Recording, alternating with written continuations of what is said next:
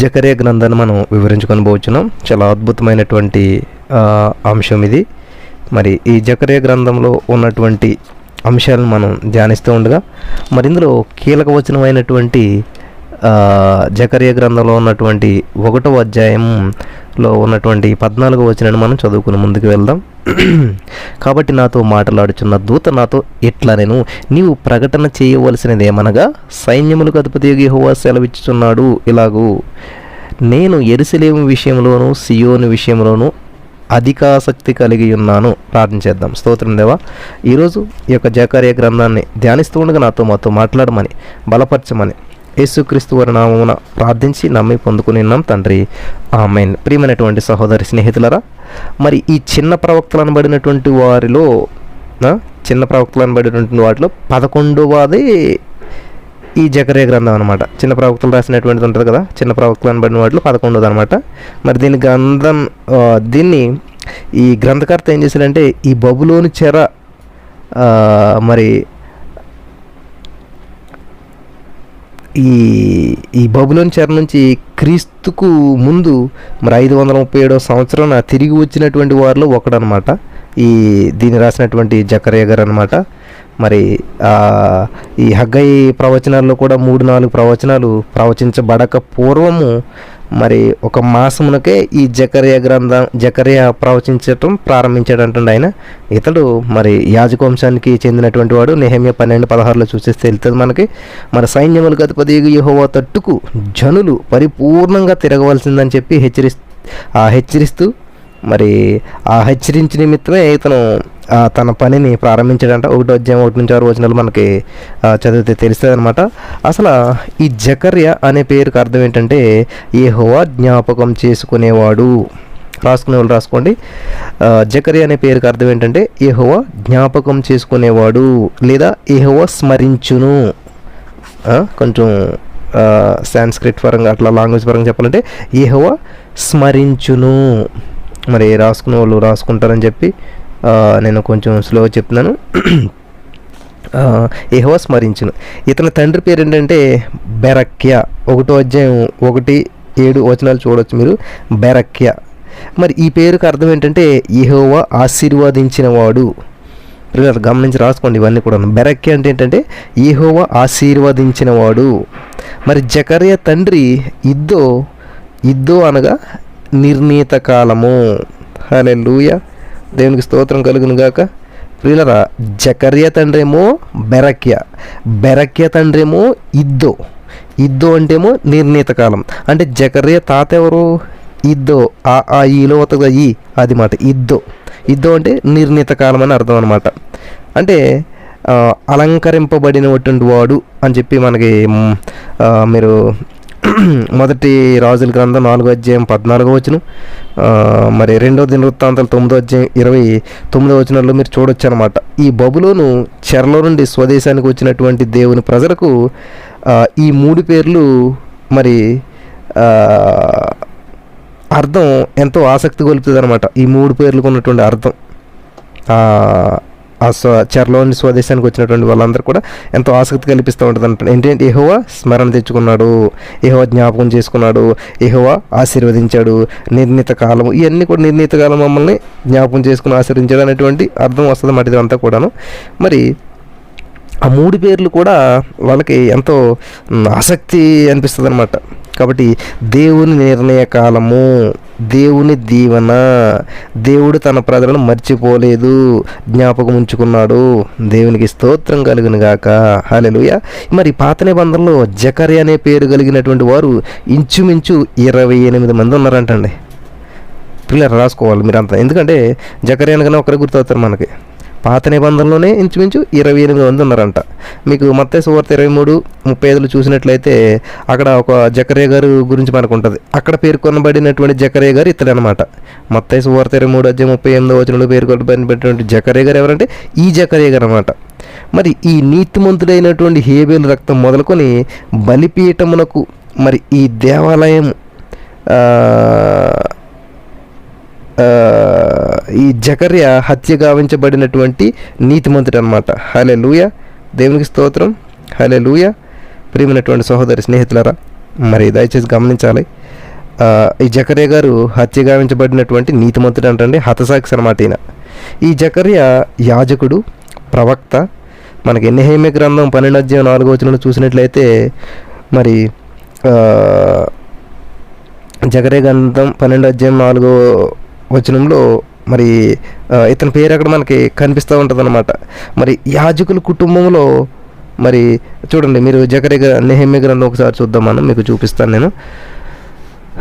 నెహెమ్యా గ్రంథం 12:4 చూసినట్లయితే అక్కడ ఇద్దో గిన్నెతోను అబియా అని అంటే ఇద్దో ఎవరన్నమాట? జకర్యా గారి తాతగారు. చూసారా? మరి ఈ నెహెమ్యా 12:4 ఈ ఇద్దో పేరు ఉందన్నమాట, అంటే వాళ్ళ తాతగారి పేరు. మరి యాజకుల కుటుంబంలో మరి ఒకదానికి ఈ ఇద్దో ఎవరంటే జకర్యాల తాతగారు చాలా ముఖ్యుడు అనమాట. మరి యెరూషలేము ధ్వంసం కాకముందే ఈ జకర్యా గారు ఏం చేశాడంటే హతసాక్షి అయిపోయాడు. యెరూషలేము కంటే ముందునే హతసాక్షి అయిపోయాడు అనమాట. కొందరు విప్లవకారులు ఏమంటారంటే అతన్ని హత్య చేశారు. కొంతమంది విప్లవకారులు ఉంటారు కదండి, వాళ్ళు ఏం చేశారంటే జకర్యా గారిని చంపేశారనమాట, హత్య చేశారు. అతను చనిపోలేదు, చంపేశారనమాట. మరి ఈ జకర్యా గ్రంథంలో మనకి పాత నిబంధన ప్రవచనాలు మూసినట్లే ఈ జకర్యా గ్రంథంతో. జకర్యా గ్రంథం తర్వాత మనకి ఈ పాత నిబంధన ప్రవచనాలు అనేటువంటివి మనకు కనిపించవు. జకర్యా గ్రంథం తర్వాత మరి మలాకి, ఆ గ్రంథంలో లాస్ట్ది మలాకి మాట. ఆ గ్రంథంలో మనకి ఈ పాత నిబంధన పూర్తయినట్లు మనం చూస్తూ ఉన్నాం ఆ గ్రంథంతో. మరి క్రొత్త నిబంధన మత్తయి సువార్త నుంచి ప్రారంభమైంది. ఈ ప్రారంభంలోనే వంశవృక్షం ఉంటుంది అనమాట. అందులో ఉన్నటువంటి ఎలిజబెత్ భర్త జకర్యా కనిపిస్తాడు మనకి. ఇతడు యాజకుడు. మరి ఎలిజబెత్ జకర్యా అంటే మరి ఎలిజబెత్ జకర్యా గురించి మీకు అందరికీ తెలుసు. ఈ జకర్యా అంటే దేవుడు మర్చిపోలేదు. ఏంటండి? జకర్యా అంటే దేవుడు మర్చిపోలేదు, జ్ఞాపకం ఉంచుకున్నాడు అనేటువంటి అర్థం అనమాట. కాబట్టి ఎలిజబెత్ అంటే దేవుని ప్రమాణం. హల్లెలూయా. ఆ ఎలిజబెత్ జకర్యాలు చూసుకోండి. కాబట్టి ఎలిజబెత్ అంటే ఏంటంటే దేవుని ప్రమాణం. హల్లెలూయా. మరి ఈ పాత కొత్త నిబంధనలలో మధ్య దూరం ఎంత అంటే 400 సంవత్సరాలు దేవుని యొక్క మాటలు. దాన్ని మౌనకాలం అంటారన్నమాట. ఈ 400 సంవత్సరాలు ఏమంటారంటే మౌనకాలం. ఆ తర్వాత దేవుడు ఏం చేశాడంటే జకర్యాకు దేవాలయంలో కనపడి మరి సందేశం ఇచ్చాడు. దేవుడు తాను చేసినటువంటి ప్రమాణాన్ని జ్ఞాపకం చేసుకున్నాడని చెప్పి మరి వారి పేర్లు చెప్పకనే చెప్తాయంటండి. హల్లెలూయా. వాళ్ళ పేర్లో ఉన్నటువంటి అర్థం అదనమాట. మరి ఈ జకర్యా ఈ ప్రవచనాలు పలికినటువంటి కాలం ఏంటంటే క్రీస్తు పూర్వం 520 సంవత్సరంలో మరి జకర్యా పలికినటువంటి ఆ ప్రవచనాల కాలం అని చెప్పేసి క్రీస్తు పూర్వం 520వ సంవత్సరం అని చెప్పి చెప్తూ ఉంటుంటారు. జకర్యా హగ్గైకి సమకాలికుడు. ఎవరండి? జకర్యా హగ్గైకి సమకాలికుడు అంట. వయసులో హగ్గై కంటే చిన్నవాడే, కానీ ఆ ప్రవచనాలు దాన్ని బట్టి చెప్తున్నారన్నమాట. జకర్యా ఒక దార్శనిక గ్రంథం. ఈ జకర్యా గ్రంథం ఏంటంటే దర్శనాలతో ఉంటుంది అన్నమాట. ఎక్కువ దర్శనాలు ఇందులో ఉంటాయన్నమాట. అందుకని దీన్ని దార్శనిక గ్రంథం అంటారన్నమాట. దానియేలు, ఎజ్కేలు, మరి ఈ ప్రకటన గ్రంథాల్లో ఉన్నటువంటి దర్శనాలు వంటివే జకర్యా గ్రంథంలో కూడా మనకు కనిపిస్తూ ఉంటుంటాయి. దానియేలు, ఎజ్కేలు మరి ఇజ్రాయేల్ భూమిలో పుట్టారు, కానీ తమ గ్రంథాలు మరి పరాయి దేశంలో నుండి రాశారన్నమాట. దేవునికి స్తోత్రం కలుగును గాక. హల్లెలూయా. గమనించాలి ప్రియమైనటువంటి సహోదరి స్నేహితులారా, వాళ్ళేమో ఎక్కడ పుట్టారు? ఇజ్రాయేల్ భూమిలో పుట్టారు, కానీ వాళ్ళు రాసినటువంటి గ్రంథాలు పరాయి దేశం నుంచి రాశారన్నమాట. అయితే జకర్యా గారు అలా కాదు, పరాయి దేశంలో పుట్టాడు, బబులోను నందే మరి ఈ బబులోను నదీ తీరాలలో ఉండి అతని జన్మభూమి అంట. జకర్యా గారిది ఎక్కడంటే ఈ బబులోను నదీ తీరాల్లో ఉన్నదంట ఈ జకర్యా గారి యొక్క జన్మస్థానం. హల్లెలూయా. కాబట్టి కానీ తన ప్రవచనాలు మాత్రం ఇజ్రాయేల్ భూమి నుండి రాశాడంట ఆయన, ఇజ్రాయేల్లో నుంచి. దానియేలు, ఎజ్కేలు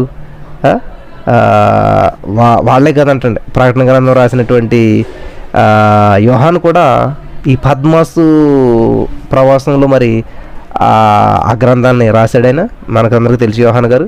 మరి జకర్యా ఇజ్రాయేల్ భూమి నుండి ఈ ప్రవచనాలు రాశాడంట. దేవునికి స్తోత్రం. అలా రాయడం చాలా విశేషం అనమాట. మరి తిరిగి వచ్చినటువంటి శేషిత ప్రజలకు అవి చీకటి రోజులు. అయితే జకర్యా మహిమ దర్శనాలు చూస్తూ ఉన్నాడు. చూడండి, చీకటి రోజుల్లో ఈయన చేస్తున్నాడు, మహిమ దర్శనాలు చూస్తున్నాడు. నిరీక్షణాధారమైనటువంటి ఆశాభావాన్ని కలిగించేటువంటి దర్శనాలు చూశాడు ఎవరు? జకర్యా గారు. మరి జకర్యా మరి ఎక్కువగా మెస్సయ్య దర్శనాలని చూశాడంట జకర్యా గారు. ఎవరి దర్శనాలు చూశాడంటే జకర్యా గారు ఎక్కువగా మెస్సయ్య దర్శనాలని చూశాడంట. మరి ఈ ఈ ప్రవక్తల చిన్న గ్రంథాల్లో ఇన్ని మెస్సయ్య దర్శనాలు మరి ఎవ్వరికి వచ్చి ఉండలేదంట.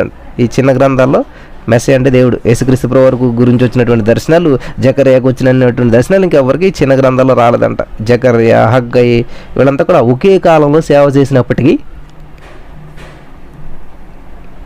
వీళ్ళు గమనించాలి. జకర్యా, హగ్గై గారు ఒకే కాలంలో సేవ చేశారు, ఒకే టైంలో పరిచయం చేశారు. కానీ వీరి యొక్క రచనల్లో మరి ఎంతో వ్యత్యాసం ఉంది. అంటే రాసే విధానంలో వాళ్ళ యొక్క మైండ్ దేవునికి ఇచ్చినటువంటి విధానం, వాళ్ళని దేవుడు వాడుకున్న విధానం చాలా వ్యత్యాసం ఉంది. ఇద్దరు కూడా ఒకరికొకరు మరి ఎరుగుదురు, ఒకరికొకరు తెలుసు. ఇద్దరు కూడా ఒకే ప్రజలను ఉద్దేశించి ప్రవచించారు. వాళ్ళు ప్రియమైనటువంటి సహోదరి స్నేహితులు గమనించాలి. అయితే వీరి ప్రవచనాలు వాళ్ళు ప్రవచనాలు ఒకే జాతిని ఉద్దేశించి ఒకే ప్రజలను ఉద్దేశించి పలికారు. అయితే వారి ప్రవచనాలు మాత్రం ధోరణి వేరువేరు. వీరి ప్రబోధనాలన్నీ కూడా మరి చాలా అంటే భేదంగా ఉంటాయన్నమాట, వేరువేరుగా ఉంటాయన్నమాట. మరి దేవాలయ నిర్మాణం సాగుతూ ఉండగా హగ్గై అక్కడే ఉన్నాడు. మరి ఆ దేవాలయం కొలతలు, ఆ స్థల వైశాల్యం అంతా కూడా హగ్గైకి బాగా తెలుసు. హగ్గై అదంతా కూడా మరి జరిగినప్పుడు అక్కడే ఉన్నాడు. కాబట్టి హగ్గై ఏం చేశాడంటే నేల మీద పాదాలు మోపినటువంటి వాడు, అలా మోపి నడిచినటువంటి మనిషి అనమాట. జకర్యా ఊహలు గాలిలో తేలిపోతాడు. మరి అతని తల మధ్యాకాశంలో ఉంది. అతనికి దర్శనాలు ఒకదాని వెంబడి ఒకటి వస్తూనే ఉంటాయంటే జకర్యా గారికి. హగ్గై ఏమో ప్రయోగశీలి, మరి జకర్యా ఏమో దార్శనిక ప్రవక్త. అయితే ఇద్దరు కూడా దేవుని ప్రవక్తలే. విచిత్రం ఏంటంటే ఇద్దరు కూడా దేవుని ప్రవక్తలే. ఇద్దరిని కూడా దేవుడు ఎంతో బలంగా వాడుకుంటూ ఉన్నాడు. వారి చేత మరి ప్రవచనాలు పలికించాడు దేవుడు. మరి వారిలో నుండి మాట్లాడుతూ వచ్చాడు ప్రజలతోటి దేవుడు. మరి ఒకే ప్రజా సమస్య కూడా చూడండి, ఒకే ప్రజా సమస్య కూడా ఒకటే, ఒక్కలే ప్రజలు వాళ్ళకున్న సమస్య కూడా ఒకటి. అయితే ఇద్దరు ప్రవక్తలు కూడా రెండు ప్రత్యేక విధానాలను ప్రయోగించారు. దేవుడే వారికి మరి ఆ వరం ఇచ్చాడు అనమాట, అటువంటి వరం. కాబట్టి ఈ ఇద్దరు ప్రవక్తలు కూడా ఈరోజు మనతో మాట్లాడుతున్నట్లే. ఏంటంటే వాళ్ళ యొక్క గ్రంథాలు చదువుతుంటే మనతో మాట్లాడినట్లు అనిపిస్తుంటుంది అనమాట. కాబట్టి దేవుని మాటలకు కాలదోషం పట్టదంటండో. ఆయన అన్ని కాలాల్లో ఉన్నవాడు, నిత్యుడు, నిరంతరం ఉండేటువంటి దేవుడు. ఈరోజున మనకు ఈ రెండు రకాల ప్రబోధాలు అవసరం అన్నమాట. కాబట్టి ఈ ఇద్దరు పరిచర్యలు కూడా పరస్పరం సంపూరకములు. హల్లెలూయా. కాబట్టి దర్శనం మనకు అవసరం, మరి దర్శనాన్ని అమలు చేసే కార్యశీలం అవసరం. రెండూ కావాలి. ఈ రెండు వరాలు ఉన్నటువంటి బోధకులు కూడా రావాలి, మనకి లేవాలి. అటువంటి వాళ్ళు హగ్గై, జకర్యా ఇద్దరు కూడా జత అయితే సంఘానికి సజీవ చైతన్యం వస్తుంది, ఉద్యమం వస్తుంది, గొప్ప ఉద్యమం కలుగుతుంది సంఘాల్లో. హల్లెలూయా. నా ప్రియమైనటువంటి సహోదరి స్నేహితులారా గమనించండి, అట్లా ఉండాలి. కాబట్టి ఈ జకర్యా గ్రంథంలో మనకి 14 అధ్యాయాలు ఉన్నాయి. అద్భుతంగాను. మరి ఇందులో 10 దర్శనాలు ఉన్నాయి. ప్రియులారా గమనించండి, 14 అధ్యాయాలు ఉన్నాయంటండి. ఇందులోను 14 అధ్యాయాలు అంటే 10 దర్శనాలు ఒకే రోజున జకర్యా కలిగాయంట. ఒక్క రోజున 10 దర్శనాలు. మరి ఆ దర్శనాలు సందేశాత్మకమైనవి. ఈ చెర నుండి తిరిగి వచ్చినటువంటి ఈ శేషిత ప్రజలైనటువంటి యూద వారికి ఈ ఇద్దరు ప్రవక్తలు కూడా ప్రవచనాలు చెప్పారనమాట. హల్లెలూయా. దేవమందిరాన్ని తిరిగి నిర్మించడానికి వారిని ప్రేరేపించారు. జకర్యాకు ఇచ్చినటువంటి 10 దర్శనాల్లో 8 దర్శనాలు యెరూషలేము గురించి, మరి అక్కడ ప్రజలైనటువంటి యూదుల గురించి, 2 దేవోక్తి భారమైనటువంటి దర్శనాలు. హల్లెలూయా. దేవునికి స్తోత్రం. మొత్తం 10 దర్శనాలు. మరి 7-8 అధ్యాయాల్లో మనకి ఉపవాసం గురించినటువంటి సందేశం ఉన్నది. హల్లెలూయా. మరి ఈ జకర్యా గారి ప్రవచనాలు యెరూషలేముపై కేంద్రీకృతమై ఉన్నాయంటండి. హల్లెలూయా. దేవునికి స్తోత్రం కలిగిన గాక. ప్రియమైనటువంటి సహోదర స్నేహితులారా దయచేసి రాసుకోవాలి. చాలా ఇంపార్టెంట్ విషయాలు చెప్తూ ఉన్నాను. మరి ఈ జకర్యా గ్రంథంలో చాలా అద్భుతమైనటువంటి విషయాలు మనకి దేవుడు రాయించాడు. మరి ఇక్కడ మనం చూసినట్లయితే సైన్యములకు అధిపతి యెహోవా తట్టుకు జనాలను తిప్పాలని చెప్పేటటువంటి అతని పనిని ప్రారంభించడంట. మరి అతనికి కలిగినటువంటి 8 దర్శనాలు ఇందులో ఉదహరించబడినాయి అనమాట. నేను అవి చెప్తాను, మీరు రాసుకుంటే మంచిదనమాట. 1వ దర్శనం ఏంటంటే రథముల గురించి అనమాట. మీరు 1వ అధ్యాయం 7 నుంచి 17 వచనాల వరకు మీరు చదువుకుంటే మొదటి దర్శనం గురించి అక్కడ ఉంటుంది. 2వ దర్శనం ఏంటంటే 4 కొమ్ముల గురించి. 1వ అధ్యాయం 18 నుంచి 21 వచనాలు చూడవచ్చు మీరు. 3వ దర్శనం ఏంటంటే కొలనూలు గురించి. రెండో అధ్యాయం 1 నుంచి 13 వచనం వరకు. 4వ దర్శనం ఏంటంటే ప్రధాన యాజకుడు అయినటువంటి యేషువాను మరి స్థిరపరిచి శుద్ధి చేయటం అనమాట. 3వ అధ్యాయం 1 నుంచి 10 వచనాల వరకు. 5వ దర్శనం ఏంటంటే మరి సువర్ణమయమైనటువంటి దీపస్తంభం. 4వ అధ్యాయం 1 నుంచి 14 వచనాల వరకు మీరు చదివితే తెలుస్తుంది అనమాట. 6వ దర్శనం ఏంటంటే ఎగిరిపోవచ్చున్నటువంటి పుస్తకం. 5వ అధ్యాయం 1 నుంచి 4 వచనాలు చదవండి మీరు. 7వ దర్శనం ఏంటంటే కొలతూములో కూర్చున్నటువంటి స్త్రీ. 5వ అధ్యాయం 5 నుంచి 11 వచనాలు చదువుకోండి. చివరికి 8వ దర్శనం ఏంటంటే రథములు గుర్రములు. 6వ అధ్యాయం 1 నుంచి 3 వచనాలు. మరి యూదులను శ్రమ పెట్టినటువంటి ఈ జనముల్ని తాము శిక్షించి యూదులను సంపూర్ణంగా క్షమించి వారికి అనేకమైనటువంటి ఆశీర్వాదములకు దయచేయనై ఉన్నాడని చెప్పి దేవుడి దర్శనాల మూలన ప్రవక్తలకు తెలియజేశాడంటండి. హల్లెలూయా. మరి ఈ కాలం వరకు కూడా దేవుడు ప్రవక్తలతో మరి తానే మాట్లాడేవాడు, కానీ జకర్యాకి దర్శనాలను కనబరచుటకు తన దూతను పంపాడంటాడు. హల్లెలూయా. దేవునికి స్తోత్రం కలుగును గాక. కాబట్టి నా ప్రియమైనటువంటి సహోదరి స్నేహితులరా, ఇక్కడ మనకు ఇంకొక అద్భుతమైన విషయం చెప్తాను, మీరు రాసుకోండి. ఇక్కడ చూసినట్లే మనకి యెరూషలేము అనేటువంటి మాట 40 సార్లు వస్తుందంటే గమనించాలి. జకర్యా ప్రవచనాలన్నీ కూడా యెరూషలేము కేంద్రీకృతమై ఉంటాయి. యెరూషలేము అనేటువంటి మాట 40 సార్లు వస్తుంది మనకి ఇక్కడ. మరి ఈ గ్రంథంలో కీలక వచనం ఏంటంటే 1వ అధ్యాయం 14వ వచనం అనమాట. నేను ఆల్రెడీ స్టార్టింగ్లో చదివాను. కాబట్టి ఆ పట్టణం విసర్జించబడిందా అనిపిస్తుంది. దేవుడు తన ప్రజలను మర్చిపోడు, వారిని విడివడు, ఎడబాయడు. హల్లెలూయా. మరి ఆయన తన వాగ్దానం మరువడు. జకర్యా అనే పేరుకు తగినట్లే దేవుడు యెరూషలేమును అందులో ఉన్నటువంటి తన ప్రజలందరినీ కూడా జ్ఞాపకం చేసుకుంటూ ఉన్నాడు. హల్లెలూయా. హల్లెలూయా. మరి ఆయన ఎంతైనా కూడా నమ్మదగినటువంటి దేవుడు ప్రజలకు మంచి రోజులు ఇస్తాడు. దేవుని ప్రజలకు ఇప్పుడు కూడా మంచి రోజులు వస్తాయి. హగ్గయి జకర్యా కూడా జంట ప్రవక్తలను చెప్పవచ్చు అనమాట. వాళ్ళిద్దరు జంట ప్రవక్తలు, జంట కావాలంటారు కదా, అలాగే జంట ప్రవక్తలు వీళ్ళిద్దరు కూడా. మరి వీరి పరిచర్య విధానాలు వేరైనా కూడా వీరు ఒకే సమస్యను బట్టి ఒకే ప్రజలకు సేవ చేస్తూ ఉన్నారు. హల్లెలూయా. హగ్గయి గ్రంథం బహు సంక్షేపం. జకర్యా 10 దర్శనాలతో కూడినటువంటి పెద్ద గ్రంథం అనమాట. పెద్ద గ్రంథం రాశాడు ఆయన. హగ్గైదేమో చిన్నదనమాట. హగ్గై ఏం చేశాడంటే వారి పని గురించి మాట్లాడాడు. జకర్యా ఏం చేశాడంటే వారి దృష్టిని నిత్య భవిష్యత్తులోకి పొడిగించాడనమాట. నాడు నేడు ఈ 2 విధానాలైనటువంటి పరిచర్యలు ఎంతో అవసరం మనకి. మళ్ళీ మనం గుర్తు చేసుకోవాలి. హల్లెలూయా. హెజ్కేలు మరి ఇర్మియాలాగా జకర్యా కూడా ఒక యాజకుడు. ఆ రోజుల్లో మరి అన్ని జాతుల్లో శాంతి ఉన్నట్టే కనిపించింది, కానీ ఇజ్రాయేల్ జాతికి మాత్రం మాత్రం శాంతి లేదంట. అన్ని జాతుల్లోనే శాంతి కనిపించింది, కానీ ఇజ్రాయేల్కి మాత్రం శాంతి లేదంట, విశ్రాంతి లేదంట, ఆందోళన అంతా కూడా. మరి దేవుడు తన ప్రజలను ఏం చేస్తాడంటే విసర్జించాడా అనిపించింది, మనకందరూ అనిపిస్తూ ఉంటుంది. పరిశుద్ధ పట్టణమైనటువంటి యెరూషలేమును దేవుడు మర్చిపోయాడా? యెరూషలేము గోడలు కూలబడ్డాయి. సొలొమోను కట్టించినటువంటి దేవాలయం ధ్వంసమైపోయింది. దేవాలయం మరి సగం కట్టి వదిలేశారు. మరి ఈ దేవాలయాన్ని మీరు కట్టిన అలనాటి సొలొమోను మందిరానికి ఉన్నంత వైభవం మరి దీనికి ఉండదు. సొలొమోను కట్టినటువంటి దేవాలయం కొన్న వైభవం దీనికి ఉండదు అని చెప్పేసి ఏం చేస్తున్నారంటే వృద్ధులు శని గారు ఎందరో యూదులు మరి ఈ బబులోన్లోనే ఉండిపోయారు. మరి వారు స్వదేశానికి రావడానికి ఇష్టపడలేదు. తిరిగి వచ్చినటువంటి వారు కొంతమంది మాత్రం వారి శేషిత ప్రజ, వీరు నిరుత్సాహపడి తమ సొంత పనులు మాత్రమే చూసుకుంటూ ఉన్నారు. అప్పుడు మొదటిసారి హగ్గై ద్వారా దేవుని వాక్యం వచ్చిందంటండి. ఆ తర్వాత జకర్యా దేవుని మూలంగా ప్రవచనాలు పలికాడంటండి. జకర్యా బబులోన్లో మరి పుట్టాడు. జెరుబ్బాబేలు యెహోషువాలతో మరి స్వదేశానికి తిరిగి వచ్చాడు. మరి జకర్యా ఇతడు మరి తాను యాజక వంశానికి చెందినటువంటి వాడే అయినా కానీ హగ్గైలాగా దేవుని ప్రవక్త అయ్యాడనమాట. దేవునికి స్తోత్రం. బబులోన్ నుండి తిరిగి వచ్చినటువంటి శేషిత ప్రజలకు ప్రవక్తగా పనిచేశాడు ఈయన. దేవునికి స్తోత్రం కలుగును గాక. హల్లెలూయా. ఇక్కడ మనం చూసినట్లయితే వారు నిరాశ నిస్పృహల్లో ఉన్నారు. వచ్చారు కానీ సొంతూరు వచ్చామని చెప్పి. ఇది క్రీస్తుపూర్వం 520-519 సంవత్సరం మధ్యకాలంలో జకర్యాకు దేవుని వాక్యం వచ్చింది. మరి జకర్యా ఏం చేయడంటే ప్రవచనం ఈ ప్రజలకు మరి సమయోచితముగా సందర్భోనుచితంగా ప్రోత్సాహకరమైనటువంటి సందేశంగా ఉంది. జకర్యా గారు పలికినటువంటి ప్రతి ప్రవచనం కూడా.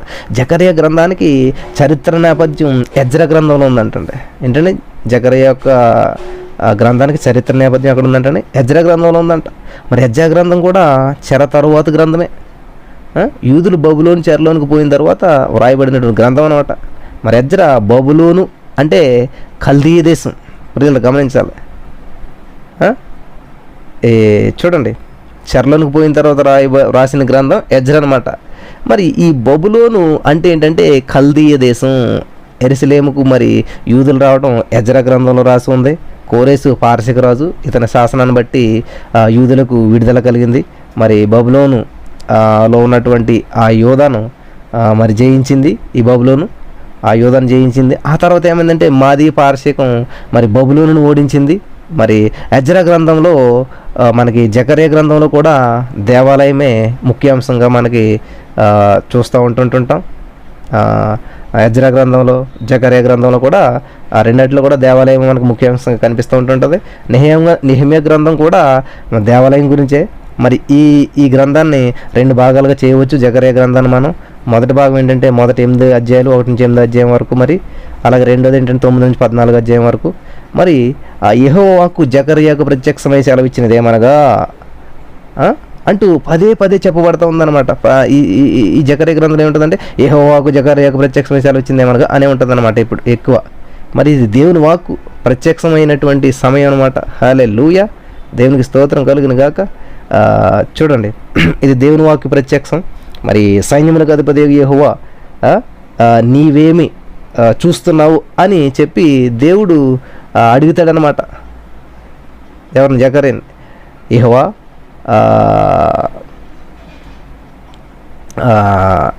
నాకు చూపాడని చెప్పి జకర్యా అంటుంటాడు.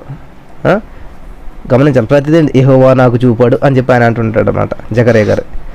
నేను కన్నులు పైకెత్తి చూశాను అంటాడు జకర్యా గారు. ఈ గ్రంథంలో చూసినట్లయితే ప్రవక్త అనగా దేవుడు దర్శనం చూశాడు ఈ ప్రవక్త.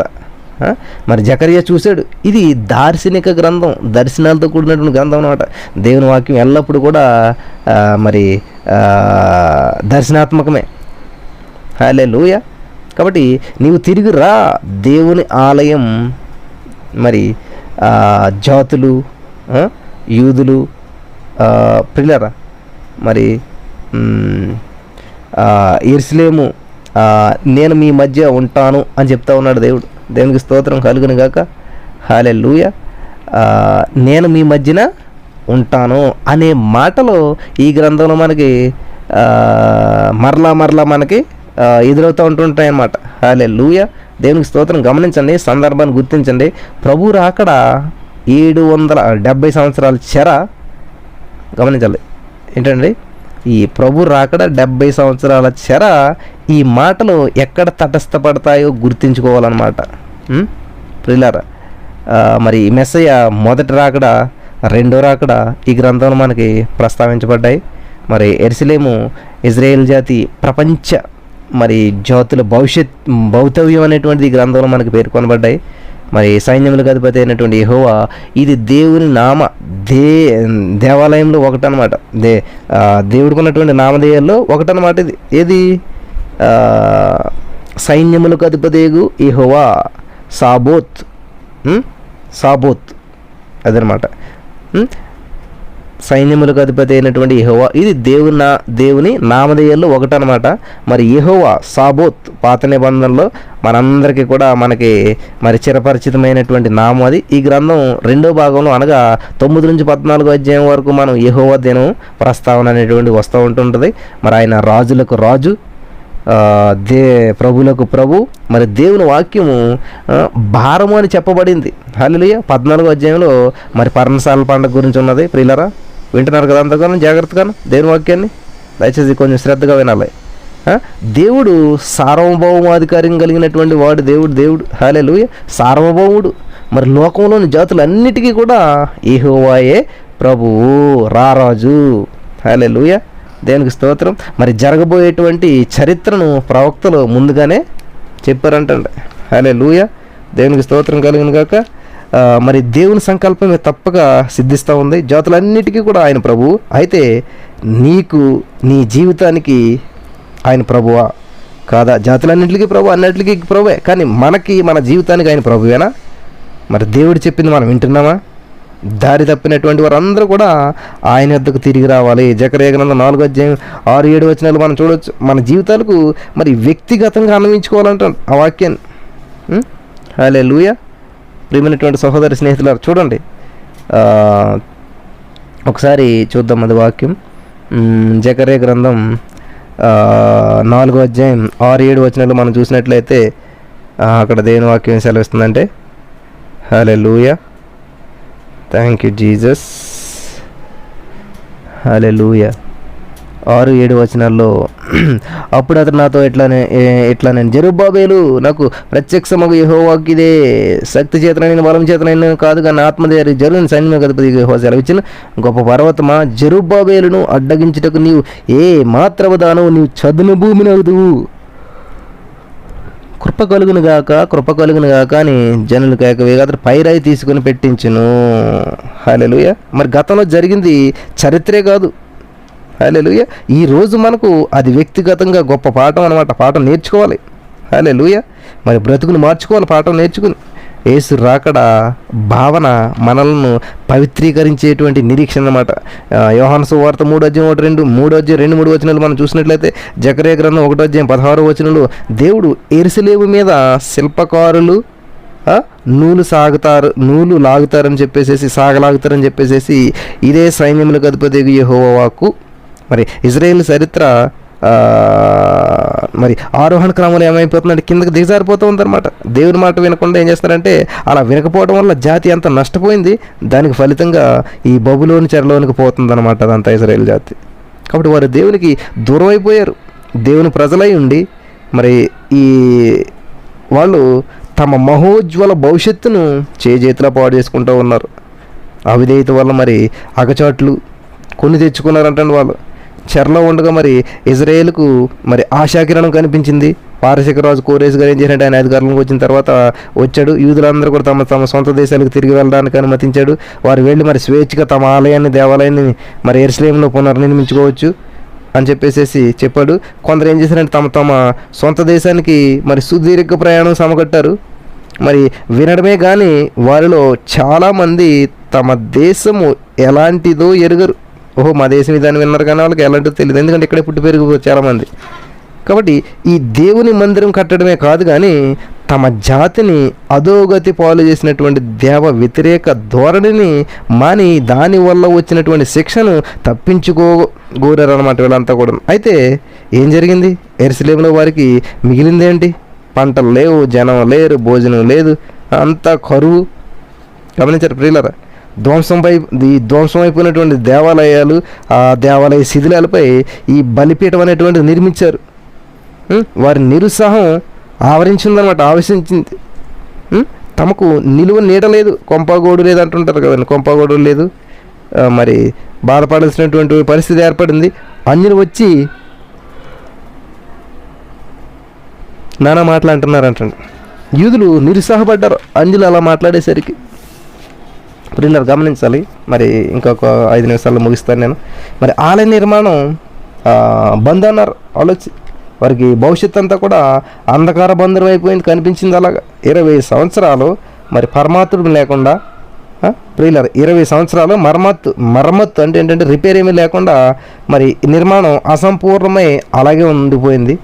మరి అప్పుడు హగ్గయి, జకర్యా మరి రంగప్రవేశం చేశారన్నమాట. వాళ్ళిద్దరు కూడా ప్రజలను మరి సవాల్ చేశారనమాట, ప్రేరేపించారనమాట, ఉత్తేజపరిచారనమాట. దేవుని ఆలయానికి మరి శిథిలాలు గమనించాలి. ఈ దేవుని ఆలయ శిథిలాలు ఏదైతే ఉంటాయో అవి వీరి జాతీయ ప్రతిష్టకు, ప్రత్యేకతకు మరి పట్టినటువంటి దుర్గతికి సాక్ష్యమిస్తూ వచ్చున్నాయన్నమాట. హల్లెలూయా. సాక్ష్యం అని చెప్పి వారిని ఏం చేశారంటే ప్రవక్తలు మేలుకొల్పారు ఇవే అని చెప్పేసి. ఫలితంగా యూదులు ఆలయ నిర్మాణ దీక్ష పూనుకున్నారు. అలా పూనుకున్న వారే మరి నడుం కట్టారు, మరి కార్యోన్ముఖులైనారు. మరి 4 ఏళ్లలో అది నిర్మాణం ముగిసింది. జకర్యా చేసినటువంటి ప్రోత్సాహకరమైనటువంటి ప్రసంగాలు మంచి ఫలితాలను ఇచ్చాయి. అయితే జకర్యా అన్నాడు, మందిరం కట్టగానే అయిపోలేదు, మరేం చేయలేయా, దేవునితో మీకు ఉండవలసినటువంటి సంబంధం, సహవాసం ఇంకా శిథిలావస్థలోనే ఉన్నాయి అని చెప్పాడు. చూసారండి, దేవునితో సంబంధం కరెక్ట్గా లేదంట, కానీ మందిర నిర్మాణం అయితే అయిపోయింది. జకర్యా గ్రంథం మనకి చూసినట్లయితే మరి ఈ ఈ మాట చాలా అద్భుతంగా ఉన్నదన్నమాట. అవన్నీ బాగానే ఉన్నాయి, కానీ దేవునితో మీకు ఉండవలసినటువంటి సంబంధం, సహవాసములు ఇంకా శిథిలావస్థలోనే ఉన్నాయి. ముందు అవి బాగు చేసుకోండి. దేవుని యొద్దకు తిరిగి రండి. మీ పూర్వీకుల్లాగా మొండికెత్తకండి. దేవాలయాన్ని నిర్మించినంత మాత్రాన ఏమి జరిగింది, ఏం జరుగుతుంది? హృదయం మరి కలిగిందా? పశ్చాత్తాపం కలిగిందా? హృదయం కదిలించబడిందా? మీరు నా తట్టు తిరిగిన నేను మీ తట్టు తిరుగుతానని చెప్పి జకర్యా 1:3 దేవుడు చెప్తున్నాడు. జకర్యా గ్రంథంలో మరి చివరి భాగం లోకమంతటి మీద కూడా మన దృష్టిని పొడిగిస్తుంది. హల్లెలూయా, దేవునికి స్తోత్రం కలుగును గాక. కాబట్టి ఇక్కడ ఈ